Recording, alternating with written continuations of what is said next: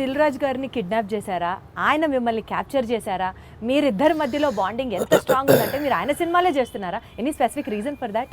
అదేం లేదండి, comfort. So last 8 films అదేం లేదు, నేను లాస్ట్ 8 ఫిల్మ్స్లో majority of the films Raju గారితో చేశాను. ఎగ్జాక్ట్లీ. సో 2 ఫిల్మ్స్ బయట చేశాను, అనిల్ సుంకర్ గారితో సరిలేరు, పటాస్ ఫస్ట్ ఎన్టీఆర్ ఆర్ట్స్ చేశాను, తర్వాత షైన్ స్క్రీన్స్ సాహుతో చేస్తాను, నెక్స్ట్ కూడా మళ్ళీ సాహుకి చేస్తున్నాను. సో ఇప్పుడు ఐఎమ్ ఆల్టర్నేటివ్గా ఒకటి బయట చేస్తూ వస్తున్నాను. సో రాజుగారితో ఉండే ప్లస్ పాయింట్ ఏంటంటే ఇట్స్ లైక్ వాళ్ళతో జర్నీ ఉండడం వల్ల లైక్ ఫ్యామిలీ బాండింగ్ ఏర్పడిపోయింది. ఒక ఫ్యామిలీ బాండింగ్ వచ్చినప్పుడు ఏంటంటే నేను ఒక కనెక్ట్ అయితే నేను అంత త్వరగా వదిలిపెట్టే మనిషిని కాదు నేను. సో రియల్ లైఫ్లో అంతే. అండ్ ఎమోషనల్ కనెక్ట్ ఎక్కువ, ఒకరితో కంఫర్ట్ అంటే ఒక కనెక్షన్ వచ్చాక గబుక్కుని ఇంకొకరి దగ్గరికి వెళ్ళలేను, నేను ఓన్ చేసేసుకుంటాను. ఇప్పుడు మళ్ళీ సాహు ఉన్నాడు, షైన్ స్క్రీన్స్ కనెక్ట్ అయిపోయాడు. సో మళ్ళీ అతనితో సినిమాలు చేసి బాగా దిల్ రాజు గారితో కనెక్ట్ అయిన కాన్సిక్వెన్స్ ఏంటి అంటే ఏం లేదు, పటాస్ సినిమాకి అండ్ ఈ స్టూడ్ ఫర్ మీ. సో అంటే ఎన్టీఆర్ ఆర్ట్స్ బ్యానర్లో చేసినప్పుడు ఆ సినిమా రిలీజ్కి ఆయన వచ్చి అన్ని ఏరియాస్ ఆయనే కొనుక్కొని ఆయనే రిలీజ్ చేశారు film. So Patas cinema yeah. So NTR arts నాకు ఎంత నిలబడిందో, సో కళ్యాణ్ రామ్ గారు సినిమా నా మీద డబ్బులు పెట్టి తీశారు. అదే సినిమాని మార్కెట్లోకి తీసుకెళ్ళిన వ్యక్తి, డిస్ట్రిబ్యూట్ చేసి ఆ సినిమాని అంతే విధంగా జనాల్లోకి తీసుకెళ్ళిన ప్రొడ్యూసర్ ఆయన. ప్రొడ్యూసర్ కూడా డిస్ట్రిబ్యూషన్ కూడా ఉంది కదా వాళ్ళకి. సో అక్కడ నుంచి బాగా ఎంకరేజ్ చేసేవాళ్ళు నన్ను. సో అక్కడ స్టార్ట్ అయింది జర్నీ.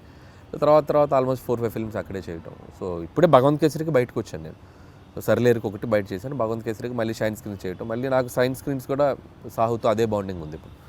సో సాహుతో కూడా ఫిల్మ్స్ చేస్తాను ఇప్పుడు మళ్ళీ నెక్స్ట్. గాట్ ఇట్ 40 ఫిల్మ్స్ కంటే పైగా తమిళ్లో చేసినటువంటి ఐశ్వర్య రాజేష్ గారిని కూడా మీరు ఆడిషన్ చేసి ఈ సినిమాకి సెలెక్ట్ చేశారు అని విన్నాము. అంటే you were so particular about the character, లేదా ఆవిడ చేయగలరా చేయలేరా అన్నట్ట మీకు డౌట్ ఉందా? అంటే ఆడిషన్ అని కాదు కానీ లుక్ టెస్ట్ చేసాం. లుక్ టెస్ట్ చేసినప్పుడు నా భయం ఏంటంటే ఐశ్వర్య రాజేష్ తెలుగు అమ్మాయి, అద్భుతమైన పెర్ఫార్మర్. సో ఒకసారి యాక్సెంట్ ఎలా పలుకుతుందో తెలుసుకుంటే, తన బాడీ లాంగ్వేజ్ నేను అడాప్ట్ చేసుకుంటే నేను రాసేటప్పుడు నాకు ఇంకా ఈజీ అవుతుంది. సో నేను ఇప్పుడు వీటి గణేష్ ఉన్నారంటే నేను ఆయన బాడీ లాంగ్వేజ్ నాకు అర్థమైపోయింది, ఎవడరా మీరు, అది వచ్చేస్తుంది, నేను చెప్పగలను, మాడ్యులేట్ చేయగలను. సో అలా ఒక్కొక్క హీరో, ఇప్పుడు నరేష్ గారు ఉన్నారు, రాజేంద్ర ప్రసాద్ ఉన్నారు, ఒకసారి వాళ్ళతో నేను పట్టుకున్నానంటే నేను అది ఈజీ అవుద్ది నాకు రాయటానికి. సో ఐశ్వర్యకి ఏంటంటే తను ఏదో జోక్గా చెప్తుంది కానీ ఆడిషన్ లాగా కాదు, తన బాడీ లాంగ్వేజ్ తనది ఎలా ఉంటుందో నాకు రీడ్ అవ్వాలి ఇక్కడ మైండ్కి.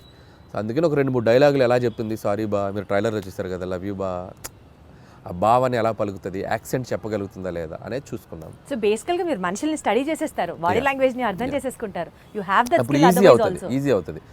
ఇప్పుడు ఉపేంద్ర లమ్హాన్ ఆయన ఉన్నారు, ఆయన యానిమల్లో చేశారు. యానిమల్లో చేసినప్పుడు నాకు విపరీతంగా నచ్చిన క్యారెక్టర్. నేను సందీప్ రెడ్డి వంగతో కూడా దాదాపు చాలాసేపు మాట్లాడి ఆయన నంబర్ తీసుకొచ్చాను నేను. యానిమల్లో ఇంటర్వెల్లో వస్తాడు, బొమ్మలు అమ్ముకునేవాడిని అనుకుంటున్నారా అనేది విచిత్రమైన టైమింగ్ ఉంటుంది. అది నాకు భలే, చూడగానే భలే అనిపించింది నాకు. అరే భలే పెక్యులర్గా ఉన్నాడు ఇతను అని తీసుకొచ్చి నేను ఆ సినిమా యానిమల్ ఒక 10 సార్లు చూసాను ఆయన బాడీ లాంగ్వేజ్ని క్యాప్చర్ చేసుకోవడానికి.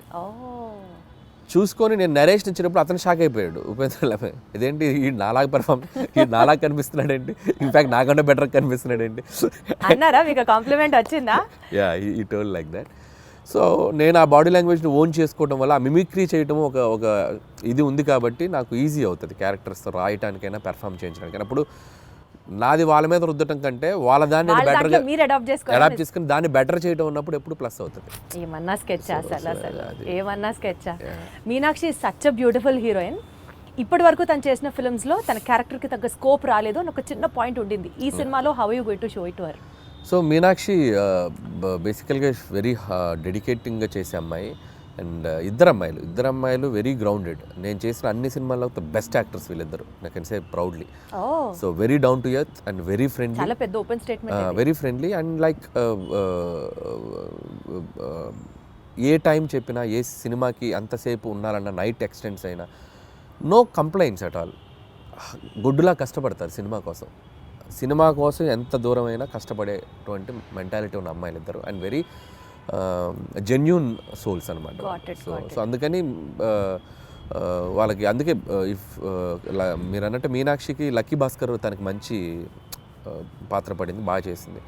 అండ్ ఈ సినిమాలో కూడా తనకేంటంటే ఐశ్వర్య రాజేష్తో వచ్చేసి ఒక కంప్లీట్ ఇన్నోసెంట్స్, ఒక చదువు రాని ఒక పల్లెటూరు గబ్బలై ఒక వెంకటేష్ గారి వైఫ్గా ఉండి భర్తని విపరీతంగా ప్రేమించి పక్కన ఆడగాలి సోకితే చాలు ఫ్రస్ట్రేట్ అయ్యి పొసెసివ్గా ఫీల్ అయ్యే అమ్మాయి లైఫ్లో అమ్మో భర్తకి ఒక ఎక్స్ గర్ల్ ఫ్రెండ్ ఉండటం అనేది ఒక షాకింగ్ ఆ అమ్మాయికి.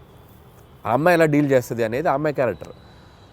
మీనాక్షిది వచ్చేసరికి దానికి బౌన్స్ అవ్వాలి, ఆ అమ్మాయి క్యారెక్టర్కి బౌన్స్ అవ్వాలి. సో మీనాక్షిది కూడా చాలా మంచి రోల్ అండ్ యాక్షన్ ఉంది. ఫస్ట్ ఒక 10 నిమిషాలు ఆ అమ్మాయికి ఒక ఫైట్ కూడా ఉంది and police officer role. So glamour wise cutout wise ఆ అమ్మాయిది కూడా సినిమాకి హెల్ప్ అవుతుంది ఇద్దరు. Got it. సో నిజ జీవితంలో ఉన్న సంఘటనలు తీసుకొని మీరు సినిమాల్లో అంటే the most delicate and sensitive element is what you pick up for your films అనుకుంటే నిజంగా చెప్పండి అనిల్ గారు, మీ లైఫ్లో వైఫ్ సెగ్మెంట్ కంటే ముందు గర్ల్ ఫ్రెండ్ సెగ్మెంట్ ఉందా? ఇవి చెప్తే కాపురాలు కూలిపోతాయి, చెప్పలేము. మీది కూడా లవ్ మ్యారేజ్ అనే విన్నాం. అంటే ప్రతి వాళ్ళకి ఎక్కడో ఒక చోట ఒక లవ్ స్టోరీ ఉంటుంది. అది 10th క్లాస్ నుంచి ఇంటర్లో ఉండొచ్చు, ఇంటర్ టు ఇంజనీరింగ్ ఉండొచ్చు, ఇంజనీరింగ్లో ఉండొచ్చు, లేకపోతే అది నేను అవి చెప్తే నా లైఫ్ బయోపిక్ నేను తీసుకోవాలి. మీకు తెలుసో తెలీదో మీరు బ్లష్ అవుతున్నారు. లేదు నేను చెప్పలేను. సో మా వైఫ్కి తెలుసు నాకేముందో, కాబట్టి నేను పబ్లిక్గా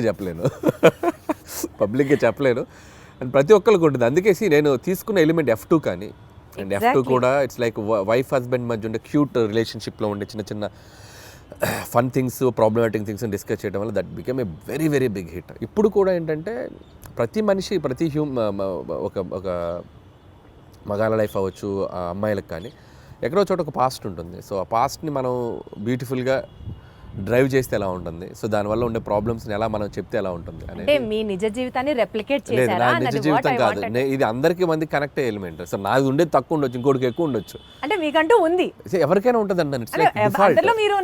నాకు అంత పెద్ద లవ్ స్టోరీ లేదు, అది నా వైఫ్కి తెలుసు కాబట్టి ఇబ్బంది లేదు. నాకు పెద్ద లవ్ స్టోరీ లేదు, అస్సలు లేదు. నాకు లవ్ స్టోరీ ఉంటే ఇప్పటికి నేను 10 లవ్ స్టోరీలు తీయాలి. మీరు గమనించండి, ప్రతి వాడి జీవితం వాడు తీసే సినిమాలో రిఫ్లెక్ట్ అవుద్ది. ఏ డైరెక్టర్కైనా తన పర్సనల్ లైఫ్లో జరిగిన ఇన్సిడెంట్స్ ఎక్కువగా రిఫ్లెక్ట్ అవుతాయి. నాకు మ్యారేజ్కి ఎక్కువ రిఫ్లెక్ట్ అవుతాయి. మీరు గమనించారో లేదు, నేను తీసే సినిమాలో మ్యారేజ్ ఫేజ్ ఎక్కువ ఉంటుంది, హస్బెండ్ వైఫ్ ఫేజ్ ఎక్కువ ఉంటుంది. కాబట్టి అది మెజారిటీ పార్ట్ ఉంది. నాకు లవ్ స్టోరీ ఉంటే ఇప్పటి నేను అద్భుతమైన లవ్ స్టోరీ తీయాలి నేను. మీకు అర్థమైందా? సో కాబట్టి లాజికల్లీ చెప్తున్నాను నేను. సో నా లైఫ్లో కామెడీ ఎక్కువ ఉంటుంది, ఎంజాయ్మెంట్ కామెడీలో ఎక్కువ చూస్తా, సెటారిక్ ఫన్ చేయటం దీంట్లో ఎక్కువ చూస్తాను. కాబట్టి నేను తీసే సినిమాలు ఎక్కువగా ఫన్ బేస్డ్ ఉంటుంది. So I'm fun loving person కాబట్టి.